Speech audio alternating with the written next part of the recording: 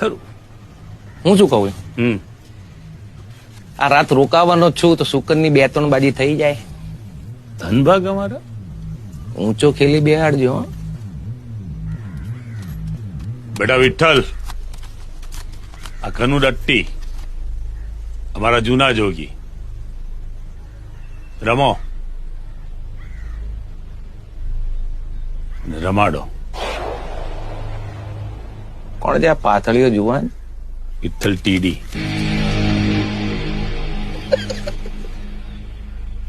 બાદશાહ અમે તીડી બેહાડશું બાપુ.